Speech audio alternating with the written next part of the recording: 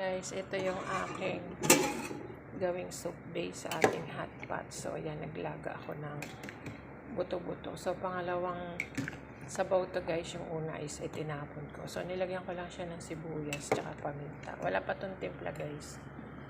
So, yung yung mais, isasapay ko na siya sa palambutin para mamay, matagal kasi ito guys. So, ayan, para lumasa na rin sa sabaw. So, ilagay ko yung mais and then pwede na natin itong timplahan para mamaya is yung mga pang toppings na lang tsaka gulay ang ating ilalagay. So yan, titimplahan ko yan ng patis, asin tsaka pamintang durog pa guys. Wala pang timpla yan, tsaka lagyan ko na isang 4 cubes. Guys, kumukulo na siya. Ayan, timplahan natin para mamaya isop. Ayan, lagyan ko isang 4 cubes. Tapos, patis, guys, para malasa. And then, konting asin.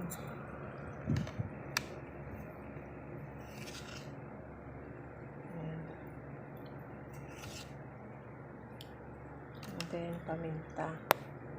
Guys.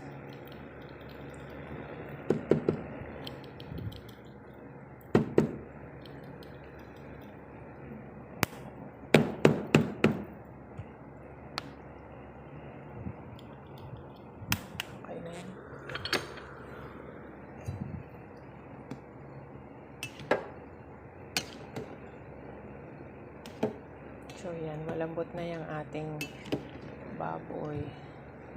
Tsaka yung mais. So, may timpla na rin. So, mamaya, yung mga pan-toppings na lang ang ilalagay natin na madaling lumambot. So, yan guys. Lagay na natin yung mga pan-toppings. Yan. Pinakulo ko ulit. Natin ang gulay. Natin ang repolyo.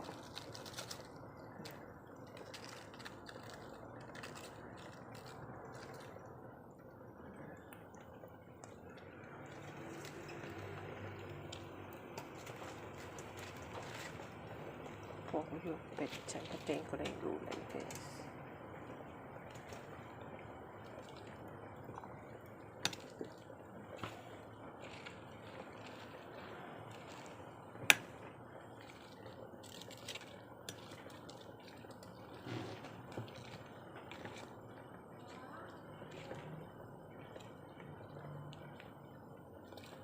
So, simple lang ngayon itong ating hot pot guys.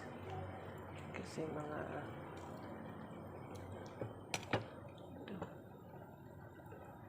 paminta. Kala ko dumi. Pamintang buo. Natin ng mga balls.